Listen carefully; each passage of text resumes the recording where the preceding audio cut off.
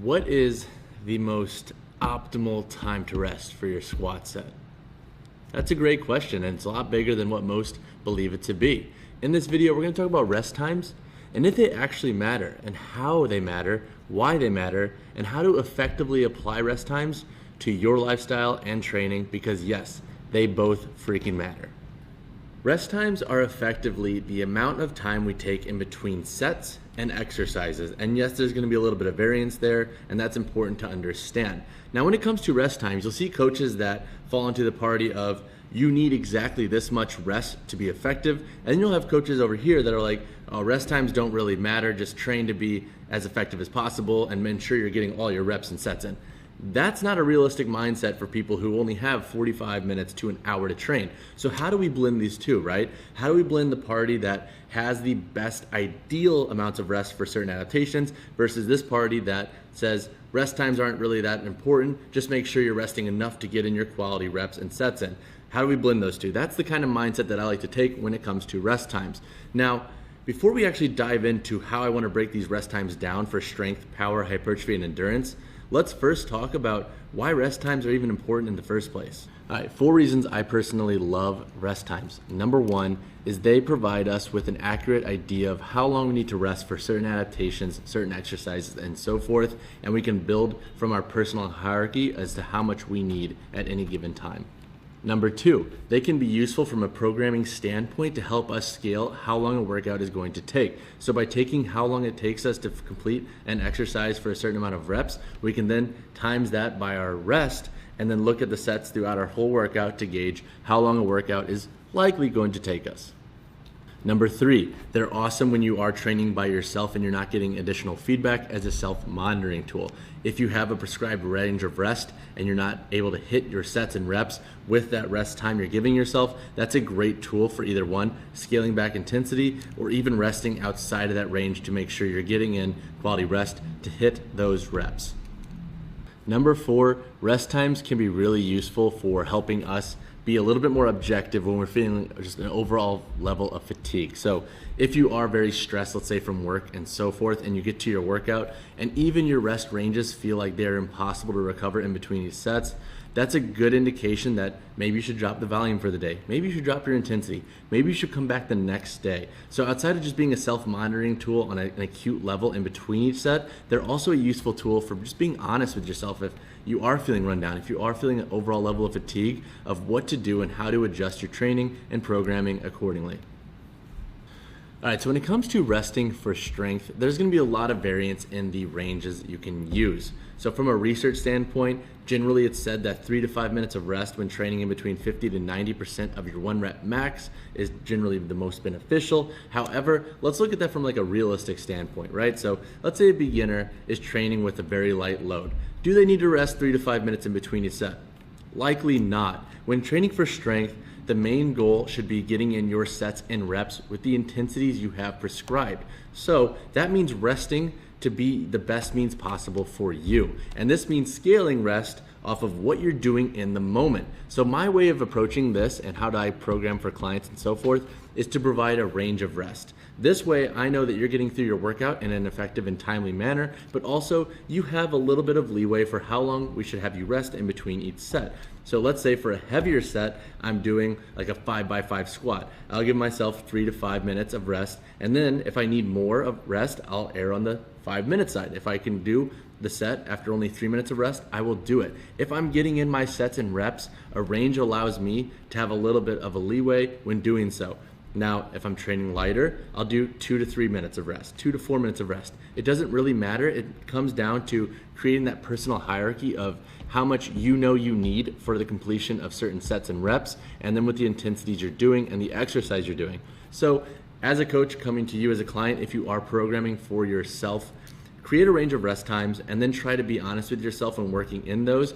Likely, and this is what happens over time, is that you'll see trends of how much rest you need for certain intensities, and that's when rest times get really fun and useful because you can really start to dial in how you're performing based off of the data you had from, let's say, 2 months ago for a similar set with a similar rest times versus now. So when training for strength, The main goal should be completing the sets, reps, and intensities you have prescribed for the workout. Now, what that means in terms of rest will be individual based off of your needs. So give yourself a range and then scale appropriately based off of what you are doing. Again, if you're missing sets and reps because you're not resting enough, why? That makes no sense. Rest a little bit longer. If you are crunched on time, drop some of the additional accessories and volume you have in the workout or do them at a later date. The goal of strength and rest should be taking the amounts of time you need to complete the sets, reps, and intensities you have prescribed. So when resting for power, generally we're going to need a little bit more than what we would do for endurance, hypertrophy, and strength. Why?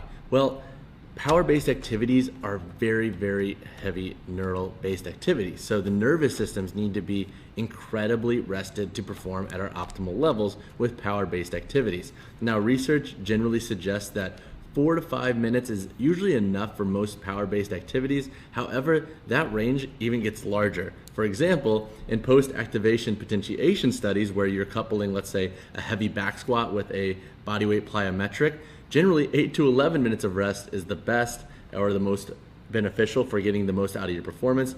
But then again, if we looked at a beginner, let's say just doing basic box jumps that aren't that high, they don't need 11 minutes of rest. So this provides us a lot of feedback for how big this range really is to perform at our best. And this provides us with feedback that we should scale those rest times that we're going to use for our power-based training based off of our needs and the exercise we're doing with the sets and reps. If we are performing, let's call it a little bit more of a basic plyometric, and it's a little bit easier for us to do with consecutive reps and sets, we can drop our rest usually a little bit lower as long as we are able to perform at our best levels. And then for heavier stuff that let's say we're using an external load for and we are getting a little bit more taxed with it, we should rest a little bit longer. So with power-based training, there's really not a foolproof formula for the rest you need because it is going to be very, very individual.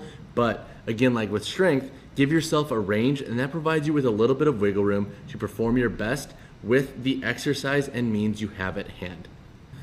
So when it comes to resting for hypertrophy, it gets a little bit more murky. Why? Well, for starters, research suggests that resting 1 to 2 minutes for hypertrophy-focused sets is a little bit better when it comes to acutely increasing anabolic hormones. Now, is that always realistic? Well, that opens up a bigger question, right? So if the goal is still completing the sets and reps we have on the bar, on the machine, whatever it might be, we still need to make sure we're doing that. So should we only rest a minute if we can't complete those sets and reps? That's a big question that takes a lot of consideration. And that's why I think, again, rest ranges are best for this type of training. So when it comes to hypertrophy focused sets, something that I like to personally do is I create a hierarchy, right? So I don't veer too much larger than the 2 minutes rest that is kind of often recommended from research. So I'll do tops 2.5, 3 minutes of rest in between hypertrophy focused sets.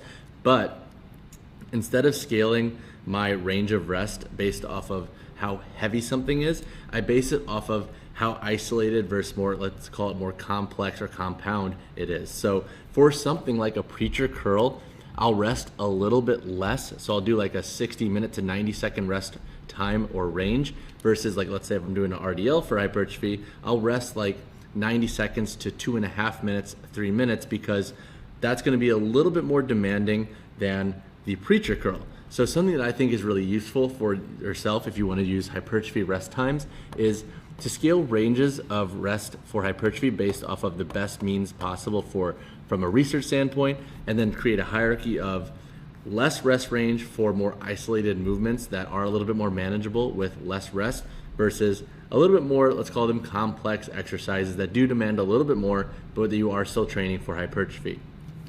The final one, training and resting for endurance. This one is a little bit more complex because some research suggests that you don't need shorter rest times to increase endurance with resistance training, and then some also say that resting shorter amounts can be a little bit more beneficial when it comes to training for endurance style workouts. So who's right and who's wrong? That's a damn good question because I don't even know if I can accurately give you a simple way to rest for endurance style workouts. One thing I will say is to use rests that allow you to perform your best when it comes to an endurance style of training. Generally, weight's going to be very, very light for this style of training, and your sets are going to be very high and your reps will be very high. So rest an amount that you need to make sure you're getting through all of those in an effective, timely manner, and you're still pushing yourself when it comes to a cardiovascular standpoint.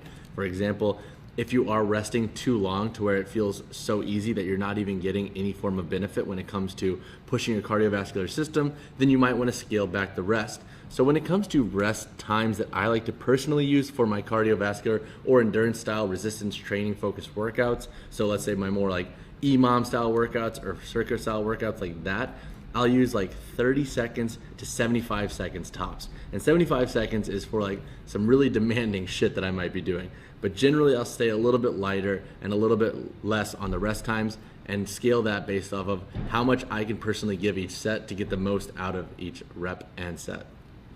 All right, if there's one thing you take away from this video that is on a very complex topic that seems very simple at face value, it's that rest times are very beneficial depending on how you want to scale them on your individual needs. How do we blend what's most effective with rest times versus what's realistic with our lifestyle? That's the big question here, and that's how we should be looking at rest times. So building ranges, learning how to use rest times for your needs can help build trends, which can lead to more effective training. If you like this video, or if you have any feedback on rest times or have questions, drop comments down below, subscribe to the channel. I would love and appreciate you if you did.